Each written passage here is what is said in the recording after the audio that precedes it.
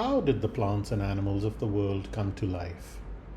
Who created man and gave him the dominion of the earth?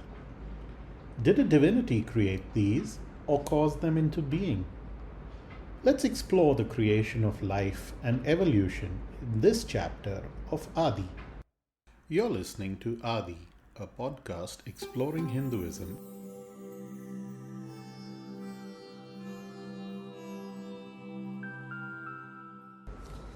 A plurality of sources.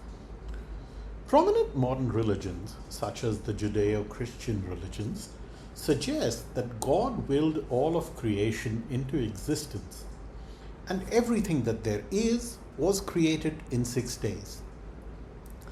In wide contrast to this, Hindu scripture offers a more detailed explanation of the creation of life and takes time detailing it as well. The Hiranyagarbha was first mentioned in the Rig Veda and then was detailed further in the Purans and the Upanishads. Multiple Hindu texts mention some corroborating and differing, though not conflicting, statements on the creation of life. The first mentions of the creation of life are seen in the Rig Veda. In the Purusha Sukta, the verse of man talks about how all people were created from one vast being. Upanishads and their commentaries like the Satapatha Brahmana add more details to the Rig Veda story, while later texts such as the Purans, whether they're the Bhagavad, the Brahma Puran, the Markandeya Puran and others, provide alternate retelling and also talk about how life and animals descended from the first men and women. The concepts of evolution are well represented in the Hindu texts. The Nishadaya and the Hiranyagarbha Sukta talk about the formation of the universe through the Big Bang. The Purusha Sukta possibly sets us on the path of genetic evolution from the first oceans. Early texts allocate the responsibility of the creation of life to the elemental Vedic gods. In later texts, the responsibility of creation and maintaining it is bestowed on the Puranic trinity of Brahma the creator, Vishnu the preserver, and Shiva the destroyer. These stories reflect a changing attitude in people. People of the ancient civilizations, whether they were hunter-gatherers, cattle herders, or farmers, were dependent on nature and they understood its vagaries. Out of respect for the annual flooding of river basins, for rains and changing seasons, their gods controlled the elements. As civilizations grew, city-states became large kingdoms, and there was a distinction of labor amongst the different citizens. With the compilation and collation of the various Purans, creation of life was attributed to the later day gods such as Brahma. The cosmic man. The Purusha Sukta suggests that the creation of all life was achieved by the sacrifice of one cosmic man. The poet describes the Vishwapurush as a great being that was formed from the coalescence of matter from the cosmic egg. He is described as a being with 1,000 heads, 1,000 eyes, and 1,000 feet. As soon as he formed, he spread eastwards and westwards to cover the earth. He encapsulates the world and is bigger than the world by 10 inches in each direction. So mighty is this being, so mighty is the greatness of this being, that within himself he holds all living matter. He contains the past, the future, and the present. He is so huge that only 1/4 of him is visible. The remaining 3/4 are in the worlds beyond our ken. From the quarter that is visible are all the beings that take food and the ones that don't take food created. That is, all plants and animals. To create all life, the Vishwapurush offered himself as a sacrifice. In that grand sacrificial home, the summer season formed the fires, and spring the sacred oblations of ghee. The Vishwa Purush himself was the sacrificial offering. From this first all-embracing, all-encompassing sacrifice came first the animals meant for the fire sacrifice, the horse and the ram. Birds that travel in the air were born next, and the beasts of the forest were created. Farm animals with one row of teeth, that is your cows and herds, were created. Carnivores and animals with 2 rows of teeth were created, and also the sheep and the goat.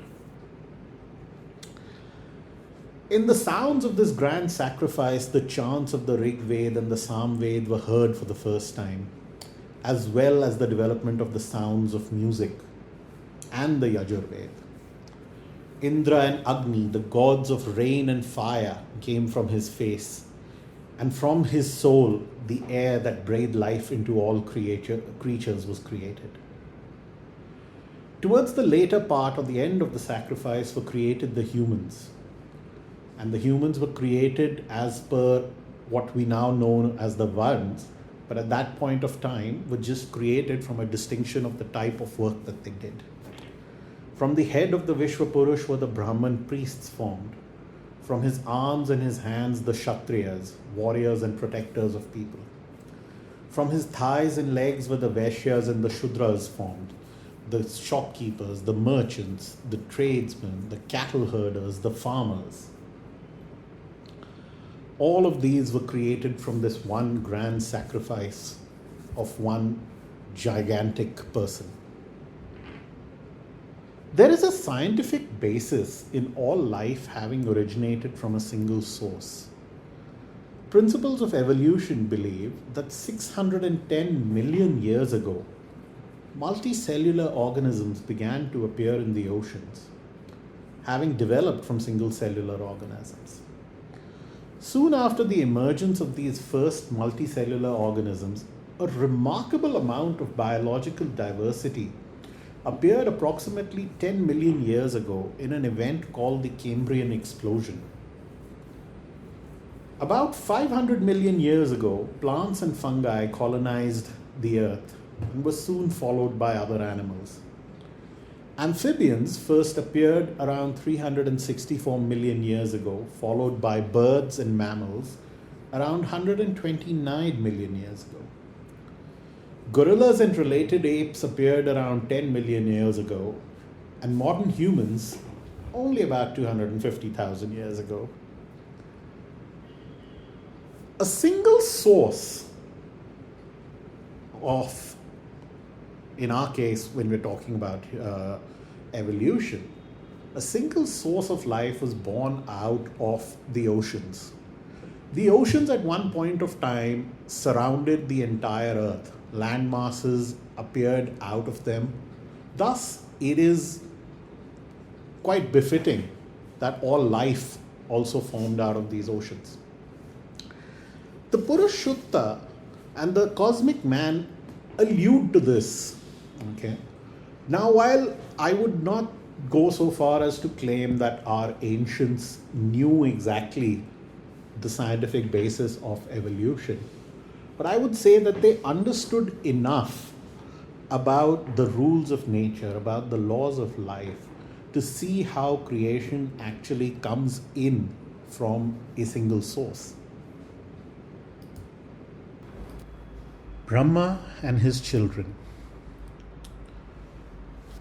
While the Vedas as sanctified texts were still treated with prominence, the Vedic gods and trinities lost some of their prominence and importance when we moved from the villages to the cities. These changes also reflected in how the Puranic texts treated the creation of life. In the Bhagavad Puran, for example, Brahma becomes the priest at the grand sacrifice of the Vishwa Purush. In fact, the cosmic man is now provided to him as the sacrifice from which to create the world. Brahma creates for creation's sake, making no distinction for good or evil, the material or the spiritual, and imbues all things with a beginning and an end. When Brahma first decided to start creating, he decided to create through a sankalp, or simply a resolution. He willed things into being. The first creation, therefore, was formed from tamas, or the qualities of darkness, which is what he was trying to release from his body. These included lower organisms, trees, shrubs, creepers, and the insects and worms which constitute the primitive world. Dissatisfied with this creation, he used his mental powers to create 4 sons to aid in his efforts in creation. These 4 sons, Sanak, Sanad, Sanatan, and Sanat Kumar, were interested only in austerities and declined to support the father in his endeavors. Descending into anger at their refusal, Brahma willed further creation. From his thighs and the hair on his back jumped out demons and creatures that reveled in the dark. And of these, some charged at Brahma in a cannibalistic fury to eat him. These were named the Yakshas. And there were those who surrounded Brahma to protect him, and they were named the Rakshasas. At this stage, Brahma saw creation stalled. He had reached the limits of what he could think and what he could create from a resolution alone. In his consternation, he furrowed his brow, and from his forehead leaped forward the mighty Rudra, Shiva. Shiva appeared in his Ardhanareshwara form, in which he shares his body with his consort, the Devi Parvati. The form of Ardhanareshwar, or the Lord whose half is woman, then separated into the divine male and the divine female of Shiva and Parvati, and gave to Brahma the idea of how to continue creation, the way of copulation. Seeing this example, from his own self, Brahma then formed Saraswati, the personification of all knowledge, as his consort. And he embraced her, and thus was the race of man born. At this, the great lady in shock thought, how can he embrace me after having produced me from him? I cannot stay here, I shall hide myself. Saying this, Saraswati took on the form of a cow, and Brahma took on the form of a bull and embraced her again. And thus were cows and kine born. She took the form of a mare, and he became a stallion. She became a she-goat, and he became a ram. And thus they created every animal that exists in pairs of male and female, from the largest to the tiniest. And when Brahma had thus created all manners of creatures, is when he stopped and took pause at the creation he had done, and he was satisfied. While the incestuous nature of Brahma's actions are not the lesson to be taken from this telling, it is important to understand the role of the female and the male, and how only in the union of the two is creation possible. And this is one thing which is mentioned at multiple times across Hindu texts. The term Ardhangini, which is the word used for wife, actually means half of my body. It is always critical in many Hindu ceremonies for the husband and the wife to be seated together. The union of the male and the female plays supreme importance in all sorts of creation and growth. Despite this detail of creation that is attributed to Brahma in the Purans, in most traditions he is a secondary creator, willed into being by a greater god or power. In the most popular Vaishnava traditions, Brahma was born from a lotus that grew from Vishnu's navel as Vishnu rested on the primordial ocean. In Shaivite and Shakta traditions, where the primary deity is Shiva or the Devi, It is their will that sets creation into motion. But despite most texts treating Brahma as a deputy, he is still accorded the rank and title of Parampita, or the Supreme Father.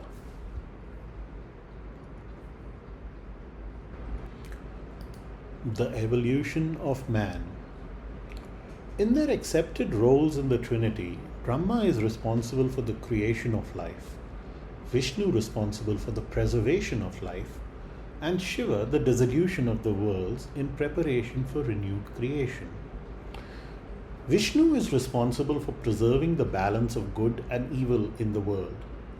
Through the ages of man, he has taken different incarnations and forms to achieve this. The ancestry of our ancients developed from quadrupeds to apes to humans. Animals evolved to their new environments, learning to eat different types of food, mating and developing in different circumstances, and adapting to a new world. Human behavior also evolved as we moved from small tribes of hunter-gatherers to farming villages, from towns to cities and the empires of the modern world. The incarnations are a representation of the ascending scale of divine creation, which shares similarities with the modern theory of evolution. The forms taken by Vishnu move through the stages of evolution, from living in the sea to living on land to the formation of great cities and kingdoms. The first four forms are Matsya, or the fish, Kurma, the turtle, Varaha, the boar, Narasimha, the half-man, half-lion. The next set of incarnations have a more recognizable human form. Mohini, the divine lady, the essence of female beauty and allurement. Vamana, the dwarf. Parshuram, the warrior sage, a hero, but still in forests and villages, and a leader of tribal people. Ram, the ideal ruler, the first kings of cities and city-states. And Krishna, the divine teacher for the first kingdoms and empires. Sri Bhaktivinoda Thakur, in his Sri Krishna Samhita, proposed that the avatars of Vishnu show evolution from the Paleozoic to the Cenozoic ages. Paleozoic to the Cenozoic ages. In chapter 3, he says that when the souls of creatures receive various forms according to their nature, the Supreme Lord agrees to accompany them by incarnating in their forms and enjoying their pastimes. When the living entities are fish, he accepts the fish incarnation. When the living entities accept the position of Vajradand, the Lord incarnates as the turtle. When the lives of people gradually become Merudand, the Varaha incarnation is apparent. The exact meaning of the terms Vajradand and Merudand in this context were not very clear to me. I've left them untranslated. Continuing, when the living entities accept the combined position of human and animal forms, the Lord accepts his incarnation of Narasimha. When the living entities are shot, he appears as Vaman. When the living entities are uncivilized, he comes as Parshuram. When they are civilized, he appears as Ramachandra. When the living entities possess the wealth of practical knowledge, then Lord Krishna himself appears. When the living entities develop the tendency for argument, the Lord appears as Buddha. And when they are atheistic, the Lord comes as Kalki. The last verse mentions two more human incarnations of Vishnu, which I had not previously touched upon. These include Gautam Buddha, the promotant for a new way of living, and Kalki, the 10th avatar who will prepare the earth before its eventual destruction. Buddha and Kalki both appear in the 3rd to 6th century period and may even have been introduced into later versions of the greater and lesser Purans when those were written down. In the 12th century, Bhagavad Gita Puran text, we see the words added. In the beginning of Kali Yuga, the Lord will appear as Lord Buddha, the son of Anjana, in the province of Gaya, just for the purpose of deluding those who are envious of the faithful and taking them away from the Vedic rituals. Introducing the Buddha as an avatar may have been a means to protect orthodox Brahmanism from the influence of Jainism and Buddhism. By making the Buddha an incarnation of Vishnu, there was an attempt to achieve two goals. Bring the positive aspects of Buddhism into the fold of Hinduism, and also give a reason to the significant and high-profile conversion to Buddhism from the Gupta and the Maurya kings and their subjects at that period. Kalki first appears in the Mahabharata only once and is actually presented as an extension of the Parshuram avatar as he destroys the evildoers one final time. There is a very brief mention in the Vishnu Puran, the Matsya Puran and the Bhagavad Puran of Kalki. However, he next appears in the Kalki Puran, which was written in Bengal between the 1500 to 1700 Common Era. Kalki is meant to prepare the way for the end of time by destroying all that is evil and meant to guide the just and devout to heaven. The Kalki Puran also sets out a clear and tidy list of Vishnu's 10 avatars, with the Kalki avatar as the last one. This is termed the Dashavatar, or the 10 avatars of Vishnu. Sadly, the Mohini avatar is removed from this list. In the character of Kalki, who is portrayed with a horse and a sword as he sets out to destroy evil, there is a commonality with characters from the Apocrypha texts of the Bible, specifically the book of Revelations. Apart from the obvious comparisons with Jesus, as being the one who will save all souls, the horse-mounted warrior Kalki is also similar to the 4 horsemen who are responsible for destroying evil in the world. This may again be a case of Hindus adapting to a changing environment around them, as Christianity started appearing in India from around the 4th century CE. And they would be seeing how some of the Christian texts approached the end of the world, and they adopted from it. For whatever the reason of this addition, it does not take away the understanding of evolution that is inherent in Hinduism. Bhaktivinoda Thakur mentions further in the Krishna Samhita, after consideration, the sages have divided the history of the living entity's advancement into 10 periods of time. Some say 24 periods and yet others say 18. Each period has different symptoms, with each successive period building on the previous. In each period, the incarnation that appears is fit for that time. Sky Father and Earth Mother. We cannot leave the topic of creation of life without considering the creation story of Zeus and Prithvi, Sky Father and Earth Mother. Most classic religions promote the principle of the first parents. These first progenitors usually have a responsibility for the birth of the second generation of gods, who essentially form the pantheons. Ironically, these first gods are then relegated to a forgotten chapter of history. This particular phenomena is also visible in the Hindu scriptures with Zeus and Prithvi, Father Sky and Mother Earth. Zeus is the father, the sky, who impregnated Prithvi in the form of rains. He is the father of Indra, who is the future king of the gods and lord of rain. He is the father of Agni and Ushas, the dawn, and is said to have caused the subsequent growth of the flora and fauna on the earth. Zeus is mentioned in 5 verses of the Rig Veda in simple invocations. He is first mentioned by name and given the title of Father in Rig Veda hymn 1.89. In the earlier Vedic traditions, Prithvi is regarded as Mother Earth, a bestower of fertility in conjunction with her divine partner. In that role, she became a mother to the second generation of gods. Dyaus and Prithvi are supposed and said to provide for all creatures in the world. They are a mighty pair who never fail and keep everyone safe.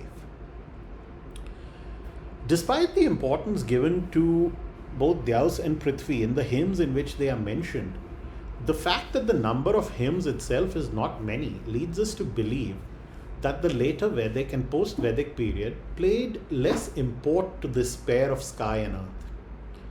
As more and more elements in nature were recognized, more and more gods appeared to control these natural phenomena. In the Puranic texts, Dyaus disappears and Prithvi is relegated to different roles. She becomes a consort to Vishnu, and from a benevolent goddess, she becomes a self-absorbed goddess who does not care about people. It is in this last tradition that we are introduced to the king Prithu and an alternative narrative to the creation of living things. Prithu was the first king formed from the arms of the Vishwapurush, and he is given dominion over the world. Now, despite his and his subjects' efforts at tilling the earth, Prithvi does not give up her bounty. The world is suffering a famine. In anger, the king shoots an arrow through the earth. However, Prithvi takes the form of a cow and runs away. Prithu gives chase and Prithvi takes refuge with Brahma while admonishing the king for attacking a woman. In response, Prithu tells her, when the happiness of many is secured by the destruction of one malignant being, the slaughter of that being is an act of virtue. Overcome at length, the earth declared that if the king allowed her life, she would restore her bounty as formed from her milk. By granting life to the earth, Prithu was as her father, and she thence derived the patronymic Prithvi. This concept of the father sky and mother earth is something that is found across other Indo-European religions as well. Possibly a function of migratory patterns of people starting from Central Asia and moving to civilizations like Mesopotamia, Greece, Mongolia, and India. In Mesopotamia, the pair of Anu and Ki were the parents of the Anunnaki, whose most prominent god was Enlil, the god of air. In Greece, the pair of Ouranos and Gaia performed a similar function as the parents of the Titans. The Mongoloid shamanistic religion emphasized the worship of Tengri, the great blue god of the sky. Beyond the Indo-Asian regions, a similar mythology is also seen in the Maori mythology from New Zealand. Ranginui is the sky father, while Papatuanuku was the earth mother. In the Maori tradition, Ranginui and Papatuanuku clung to each other tightly. Thus, the children that were born to them were held between them in complete darkness. The children, in a bid to escape this darkness, separated their parents by pushing them apart. Ranginui and Papatuanuku continue to grieve for each other to this day. Ranginui's tears fall towards Papatuanuku to show how much he loves her. And sometimes Papatuanuku heaves and strains and almost breaks herself apart to reach her beloved. Again, but it is to no avail. When mist rises from the forests, these are her sighs, as the warmth of her body yearns for her love and continues to nurture mankind. In the Indo-European traditions, the god of thunder and rain normally usurps the role of the sky father. In the Greek traditions, Kronos castrated Ouranos and deposed him. He was further challenged and defeated by Zeus, who took over the role of the king of gods and wielder of the thunderbolt by defeating and imprisoning the Titans. One tradition in Hinduism does say that Indra killed Dyaus, taking Prithvi as his wife before taking over Dyaus' role as king and the Lord of Rains. The character of the earth goddess, however, is allowed to live on and has a greater glory in all the traditional faiths. In Hinduism, she continues in her function as birth giver and caretaker. She is patient as no other, as she bears on her chest the weight of all the living. In Greece, she remained an all-pervading deity. Oaths sworn in Gaia's name were binding on gods and humans, and were rarely, if ever, broken. Hope you enjoyed this episode of Aadi. For any comments, feedback, or any specific requests, please do write to comments@asabawal.com.